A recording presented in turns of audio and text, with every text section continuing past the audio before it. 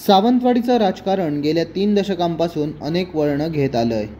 शिवसेना, भाजप, काँग्रेस, शिंदे सेना हे पक्ष बदलले, समीकरणं बदलली, पण एक नाव कायम चर्चेत राहिलं, ते म्हणजे संजू परब। आज ते केवळ माजी नगराध्यक्ष नाहीत, तर राणे कुटुंबाचे निष्ठावंत आणि सावंतवाडी मतदारसंघातील पुढचा वारसदार मानले जाणारे स्थानिक नेते आहेत। त्यांच्या राजकीय प्रवासाचा मागोवा घेणं म्हणजे या मतदारसंघाच्या राजकीय इतिहासाचं दर्शन होणं आहे। शाखा प्रमुख ते जिल्हा प्रमुख, खासकीलवाड्यातील साध्या घरातून बाहेर पडलेलं हे राजकीय वादळ। सुरुवात शिवसेनेच्या शाखा प्रमुख पदापासून, नंतर तालुकाध्यक्ष, भाजपा जिल्हा चिटणीस, शिवसेना जिल्हा प्रमुख अशी अनेक पदं।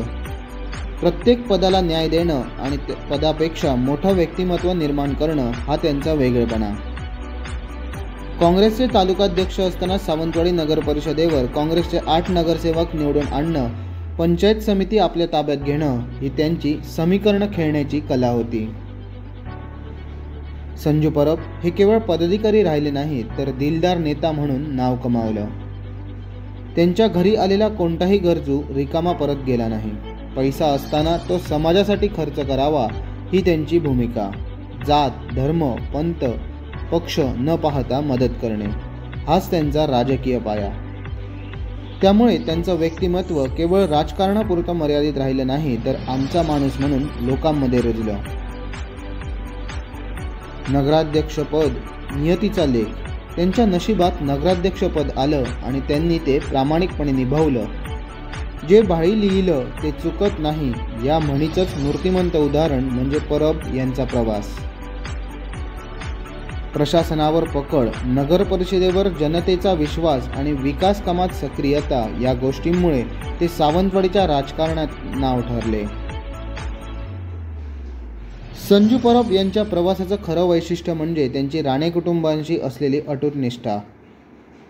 डॉक्टर निलेश राणे यांच्या गळ्यातील ताईत म्हणून त्यांची ओळख। मागच्या अनेक वर्षांमध्ये जो काळ म्हणजे एकदम अडचणीचा होता। 10 वर्ष तसं माझ्याकडे काही नव्हतं, कुठलं पद नव्हतं, काही नव्हतं, तेव्हा संजू परब सारखी ही मंडळी मला भेटली। मी मागच्या कुठल्या एका कार्यक्रमात पण बोललो होतो, मी देवालाच कधी देव शोधायला जात नाही, ज्याशी देवांसारखी माणसं आम्हाला भेटली। म्हणून राणे कुटुंबाने शिंदे गटात प्रवेश केला तेव्हा सावंतवाडीतून त्यांच्या सोबत गेलेले एकमेव माजी नगराध्यक्ष म्हणजे संजू परब। स्थानिक संघटन कौशल्य आणि राणेंचं राजकीय नेतृत्व या दोघांच्या जोडीने सावंतवाडीत अजेय समीकरण तयार केलं। आज राणे कुटुंब सावंतवाडी मतदारसंघात पाय रोवतंय, त्यातली सर्वात मोठी ताकद म्हणजे संजू परब। दीपक केसरकर यांनी सावंतवाडी मतदारसंघावर 2 दशकं वर्चस्व ठेवलं, पण कार्यकर्त्यांमध्ये कितीही नाराजी असली तरी शेवटच्या क्षणी ती निवळण्यात केसरकर यशस्वी ठरतात। मात्र दीपक केसरकर यांनी मागच्याच निवडणुकीत ही आपली शेवटची निवडणूक म्हणून जाहीर करून टाकले आणि संजू परब यांनी बाह्य सरसावल्या केसरकरांचा वारसदार म्हणून संजू परब यांचे नाव पुढे आले आणि राणे व केसरकर यांनी विजयी भव म्हटले तर संजू परब यांचा विजयाचा मार्ग सुखकर होईल। खरं तर केसरकरांनंतर कोण असा प्रश्न आहे आणि याचं उत्तर कार्यकर्त्यांना संजू परब यांच्या रूपाने मिळालं। केसरकरांचा वारसदार म्हणून जनता आज परब यांच्याकडे पाहते। संघटन शक्ती, नगराध्यक्षपदाचा अनुभव, कार्यकर्त्यांचं जाळं, पैसा व दिलदारी मदतीसाठी तयार असलेला नेता म्हणजे संजू परब। राणे कुटुंबाचा पाठिंबा, निलेश राणे यांच्या शेजारीच उभं राहून तयार झालेली मजबूत प्रतिमा या तिन्ही ताकदीमुळे परब यांचं भविष्यात राजकारण अडथळामुक्त दिसतंय। आगामी निवडणुकीत सावंतवाडीतलं समीकरण स्पष्ट आहे। राणे अधिक परब म्हणजेच अजेय समीकरण।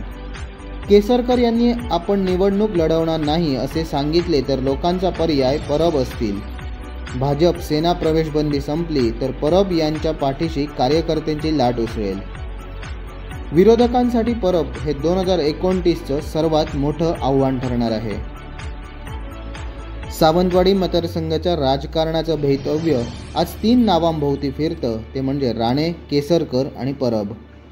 मात्र केसरकरांचा वलय आजही या मतदारसंघात आहे आणि राणेंना स्थानिक आधार हवा आहे।